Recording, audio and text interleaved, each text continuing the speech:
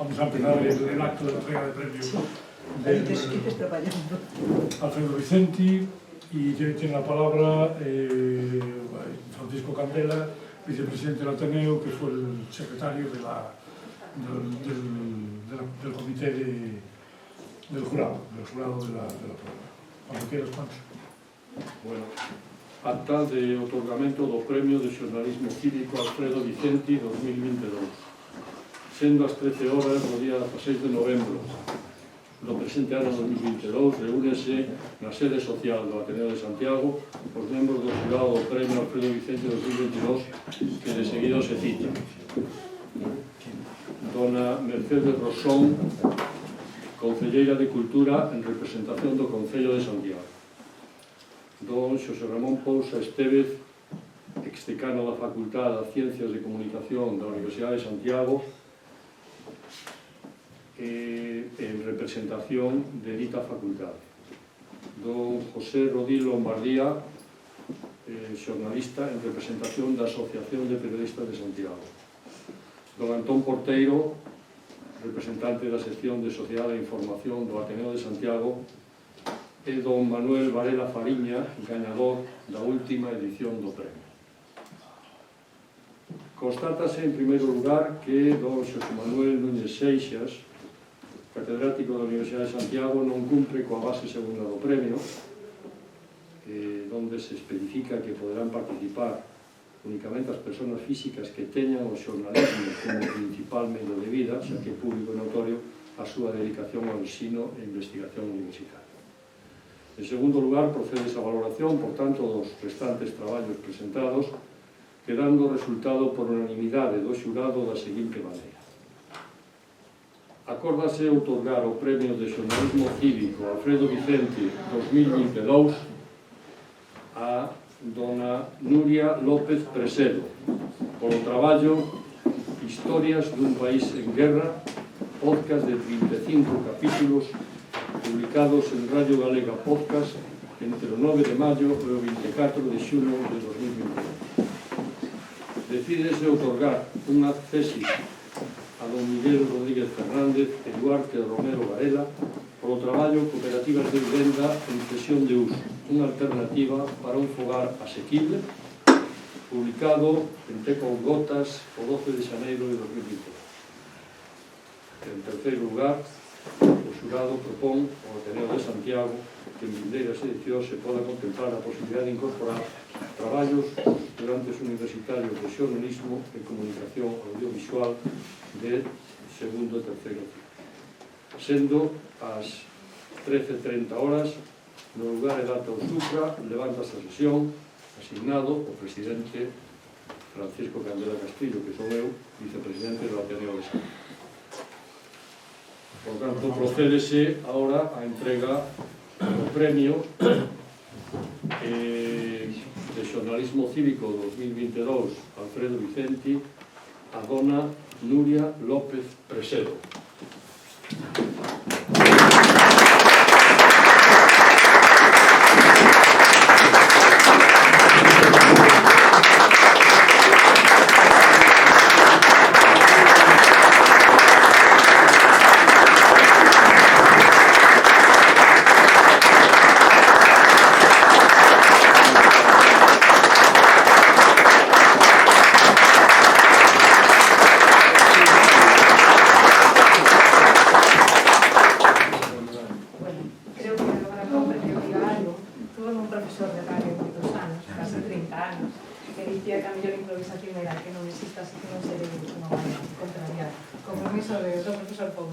Síntome moi honrada, moi agradecida ao Ateneo de Santiago por terme concedido este premio. O premio Alfredo Vicenti de Xornalismo Cívico por este podcast Historias dun país en guerra, un traballo que naceu de forma case involuntaria, diría eu, durante a guerra, con único propósito de contar en primeira persoa as consecuencias que a invasión rusa está causando entre a poboación civil de Ucraína.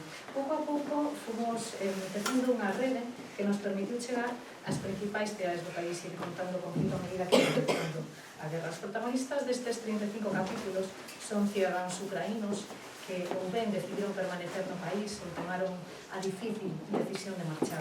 Case todas son mulleres valentes, empoderadas, como Olga, como Irina, como Nastia, como Ala, como Tatiana, como Anadelo, como Catrín. Mulleres que creen na vitoria do seu povo, que non queren que a revictimicen en ningún caso, que loitan por protexer o seu territorio e que reivindican o seu dereito a vivir nun país democrático, libre e, sobre todo, en paz.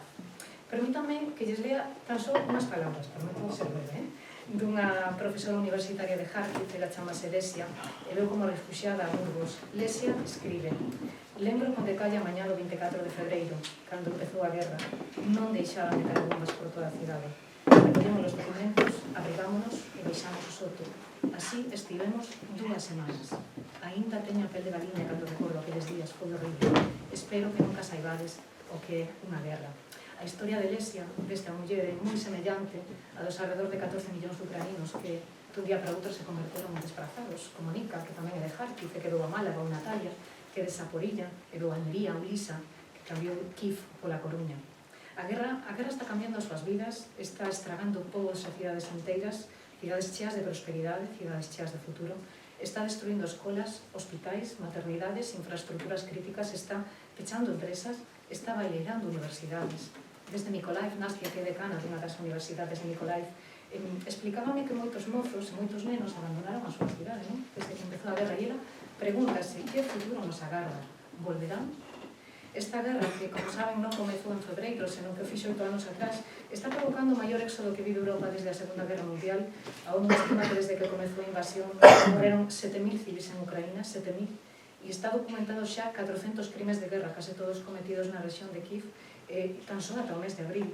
Crimes que teñen nomes e apelidos, non son cifras, teñen nomes, como, por exemplo, un policía amigo de Victoria que foi asesinado en Bucha a 1 de marzo, ou a boa de Adelina, que morreu en Mariupol despois dun bombardeo, estuvo desaparecida durante días, ela vivía moi preto da feriada Faustal, ou un amigo de Masha, que foi tiroteado cando tentaba sair de Ivankiv. Verán, Verónica é de Bucha, falei con ela en abril aproximadamente, e ela contoume que cando escapou dali a mediados de marzo as ruas estaban sementadas de cadáveres.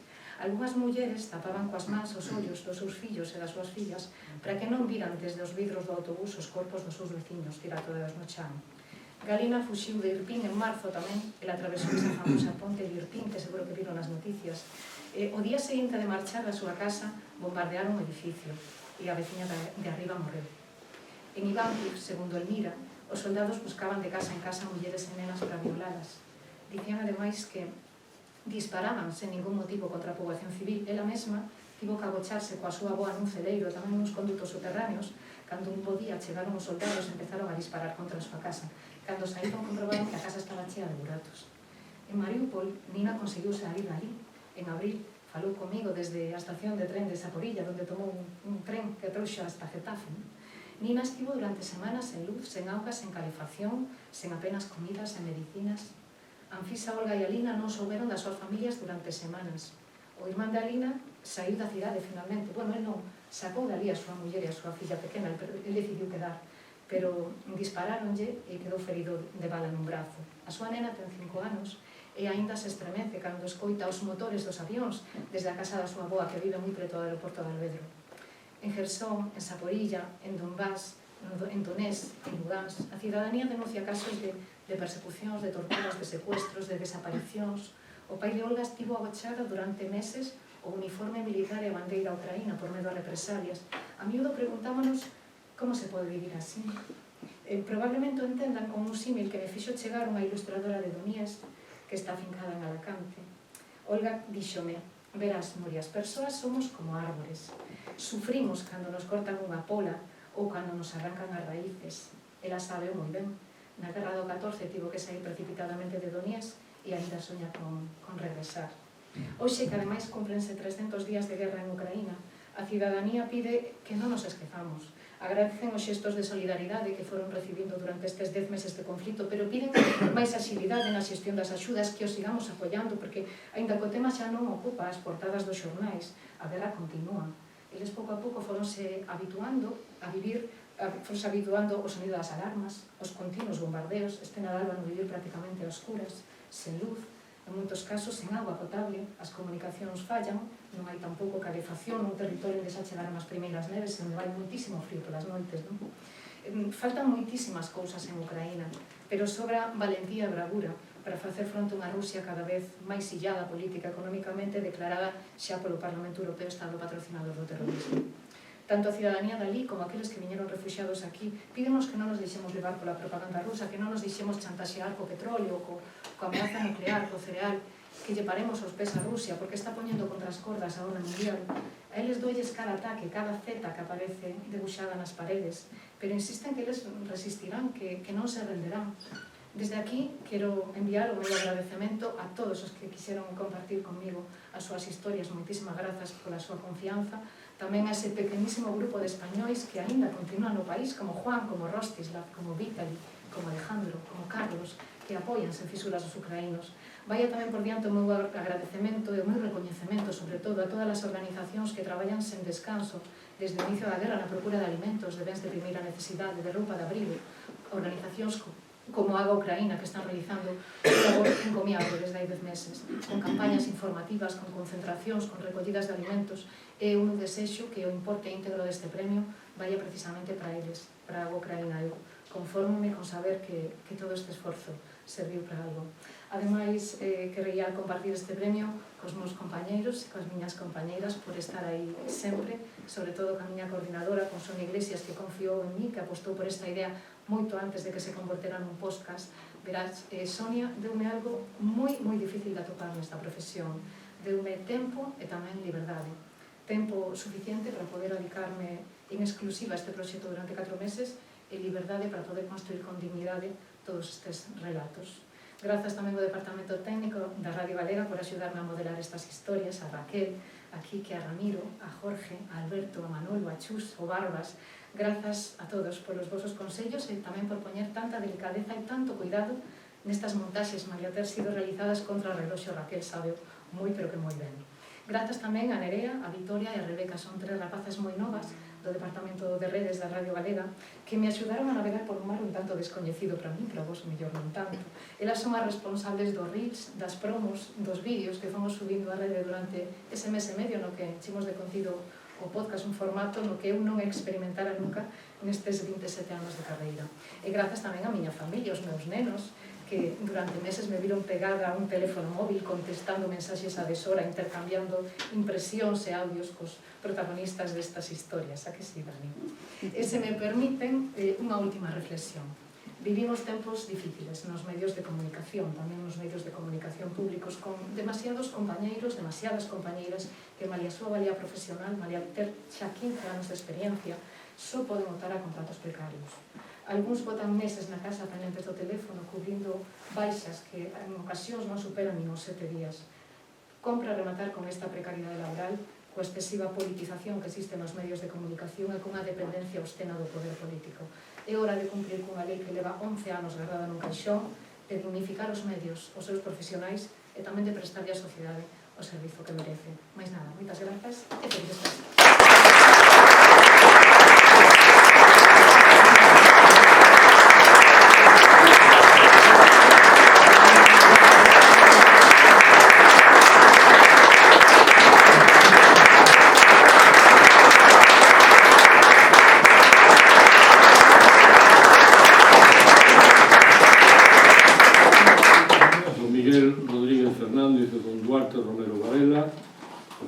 O accésit ao premio por cooperativas de vivienda.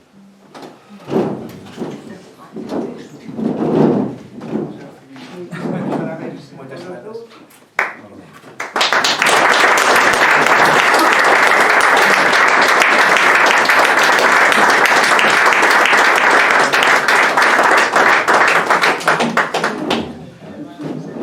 Bueno, imos dar unhas palabriñas moi breves, xa que recibimos o accésit.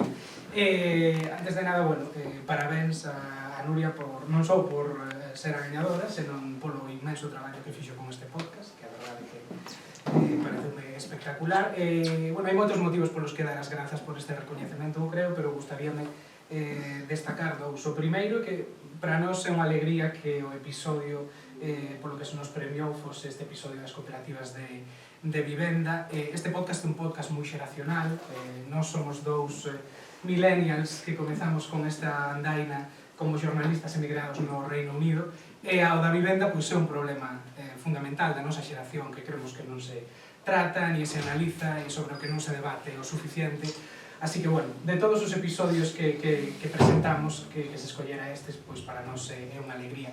E tamén é unha alegría que se apostase pois, por un podcast independente cando pois, a este certame se presentaron outros proxectos xornalísticos de medios de comunicación máis asentados. Nos nacimos un pouco dun xeito amateur, como dicía, cando estábamos ali traballando como xornalistas no Reino Unido. Nós tamén tivemos un moi bo profesor de radio aquí en Santiago, pero os camiños da vida nos levaron por outros derroteiros na industria do xornalismo, e a verdade é que este podcast foi pois un xeito de, prácticamente 10 anos despois da carreira, de reconectar co mundo da radio e cun formato que para nós pois tamén eran augas descoñecidas e do que fomos, bueno, pois aprendendo moito. Comezamos un pouco cunha vocación amateur cando se ideou pois nunha comida no medio do traballo na estación de Victoria ali en Londres, que pensamos na idea de por que non facemos un podcast aquí desde a emigración, falando do que está acontecendo no Reino Unido, e bueno, pois comezou como algo amateur, pero sempre intentamos facer algo o máis profesional posible dentro dos medios que tiñamos. Isto era unha especie de traballo complementario, acababas nosa xornada laboral e moitas veces pois comezábamos unha nova xornada. Saleta está ali ao fondo, era sábeo porque el viviu moitas veces na súa casa como gravábamos os episodios ali e como estábamos editando e gravando hasta altas horas. Así que, bueno, é unha honra recibir este access e Eduardo, non sei se queres decir. No, simplemente comentar maiores do que dixo Miguel, que para nós tamén foi moi especial todo este proxecto de Con Gotas, porque era un xeito, xa que estábamos na emigración, de intentar levar temas, debates, cuestións, experiencias que tamén vivía galegos no exterior, e sobre todo de intentar traer ideas do que podía pasar en distintos lugares do mundo e levarlas ao sitio no que nos viñamos, en que pasamos evidentemente moitos anos no Reino Unido, bueno, máis dunha década, Miguel algo menos, pero tamén moito tempo, pero seguíamos tendo esa vontade que tivo moitísimos emigrantes ao longo da historia en Galiza de querer volver a traer causas ao país. A emigración tivo moita influencia pois no noso país, podemos falar das escolas de llanos, podemos falar de múltiples publicacións que se fixeron ao longo da nosa historia recente. Tamén era o noso xeito de intentar facer esa chega de debates que queríamos que Galiza podera un poquinho máis atrás e que nós tiñamos esa oportunidade por estar en contacto con xente moi diversa nun centro global como Londres de recuperar eso para Galiza. O programa por o que ganamos, que o Partido de Seguridade de Decisión de Uso, sí que está máis centrado en experiencias que viñeron de Cataluña, pero era esta idea que tiñamos de levar as cousas do global ao local. Tivemos neste programa xente de Estados Unidos, xente do Reino Unido, xente de moitos lados, xogando con idiomas, buscando xeitos de traducir, con inteligencia artificial, para doblar en algúns momentos experiencias a xente do exterior. E nada, moitísimas grazas ao Ateneo de Santiago, parabéns de novo a Nuria, e un agradecemento a toda a xente que nos tivo que aguantar, como dixo Miguel, deste xeito que casi como unha banda de rock tocando no garaxe, que éramos o que facíamos no salón da nosa casa. Entón, nada, moitísimas gracias. É un placer ver que dous podcasts de todos os formatos que había foron nós que foron recoñecidos neste premio. Así que nada, moitísimas gracias.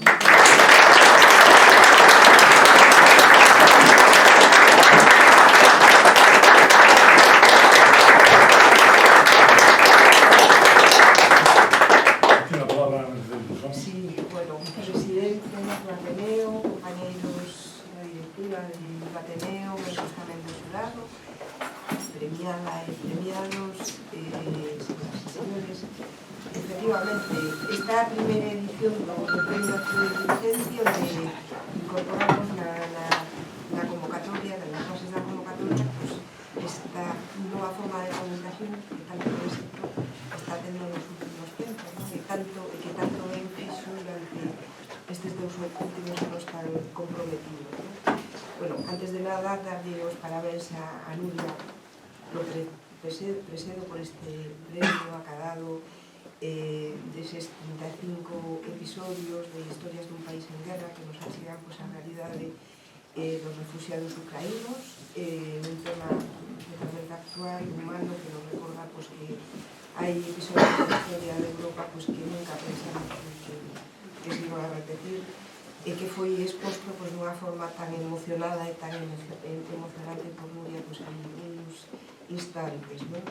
E tamén nese discurso final, non? No que falas pois, do complexo que é o mundo dos xornalistas e das xornalistas, non? Que esa precarización que fai que eses condicionantes políticos que están condicionando totalmente ese ecosistema insoportable, non? En todas partes en xeral e en Galicia en particular, non?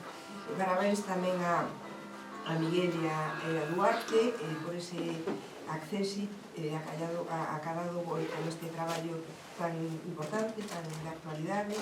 Eu teño unha filla que tamén estivo 9 anos vivindo e compartindo os mesmos problemas de vivenda en Inglaterra, uns problemas que son moi graves allí, nas grandes urbes, ademais, e fundamentalmente en Londres, pero que en España pues, estamos vendo, en Compostela estamos vendo pues, a gran complexidade que ten un dereito fundamental, un dereito constitucional que é a vivenda que está pues, sin resolver. ¿No? Por lo tanto, traballos como cooperativas de vivendas en cesión de uso, unha alternativa para un fogar asequible, é tan importante, non é tan valioso. Estes traballos de investigación como estes pois demostran que o xornalismo non é un mero transmisor de relatos, tamén é capaz de amosarnos a nosa historia en tempo real e analizar pois, a nivel sociolóxico os pasos que deberíamos de dar para mellorar esa historia e a vida da ciudadanía. Unha función que se resiente no momento en que se empeza pues, a instrumentalizar o labor xornalístico pondo pues, en perigo a súa independencia. Desde logo, un país democrático, e estamos vendo como que estamos vivindo estes días, non debe contar uns medios de comunicación independentes e libres, e iso, hoxe por hoxe, pois, non se está dando a nivel xeral, non?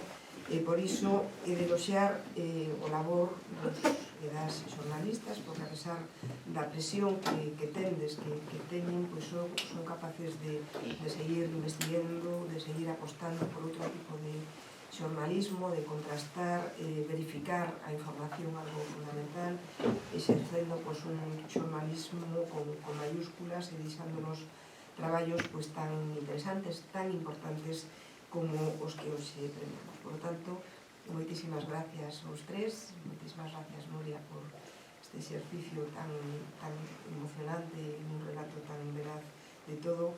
Grazas a vos, a Miguel e a Duarte, por eu son ademais concelleira de vivenda tamén, de urbanismo de vivenda, e podo asegurarvos que é un dos problemas que máis me preocupan na nosa cidade. E, por suposto, ao Ateneo por seguir apostando por este premio que é absolutamente necesario, un premio de xornalismo cívico é absolutamente imprescindible na sociedade que estamos vivindo. Moitas gracias.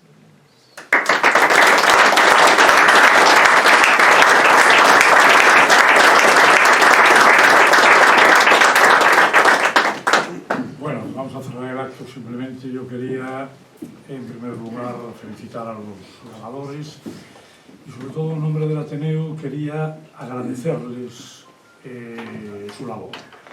Es la primera vez que el Ateneo da los premios a una modalidad de podcast, modalidad que, por otra parte, sostenemos día a día en Radio Ateneo de Santiago, como pueden ustedes comprobar. Y es un poco la propia filosofía del Ateneo como un premio a un periodismo cívico de los cuales esta juventud que tenemos aquí, tanto Nuria como Duarte y Pedro, son, digamos, representativos de esta situación. No solamente por los temas que han tocado, uno, digamos, más englobado dentro de un marco mucho más general, mucho más relevante, digo yo, a nivel internacional, pero otro por tener, digamos, por tocarnos un poquito más de lado, no menos importante. Tanto los podcasts que yo les recomiendo, los capítulos de cada uno, les recomiendo su lectura. En el caso de Ucrania representan un drama importante y realmente sobrecogedor de una situación que, como decía Nuria, está ahí cerca y la tenemos, y ella ha contribuido realmente a que desde el Ateneo nos sintamos orgullosos de que una periodista de raza como es ella, como ya ha demostrado, no solamente con esto, sino con otra de sus actuaciones, nos permita vislumbrar lo que en estos momentos se está a pocos kilómetros de aquí. Y estos rapaces jóvenes también nos han demostrado con una ilusión y encarar un determinado problema que es común y real a nuestros días, sobre todo para la gente joven, nos haga también vislumbrar y visualizar una situación de la que muchas veces estamos escondidos. El Ateneo va a seguir con su cuarta edición sosteniendo este premio Alfredo Vicenti para premiar realmente este tipo de periodismo cívico que queremos destacar precisamente esa situación del mismo, que se tiene que diferenciar de otro tipo de periodismo mucho más criticable, más, digamos, ganas de no acceder a él por los motivos que todos en estos momentos sabemos. Reitero mis felicitaciones y sobre todo insisto en mi agradecimiento de que personas como vosotros realmente podáis ofrecernos a la ciudadanía en general, a esta ciudadanía y a este conjunto de personas que componemos el Ateneo, unos trabajos tan meritorios, tan dignos y tan objetivos como los que nos habéis presentado. Muchísimas gracias.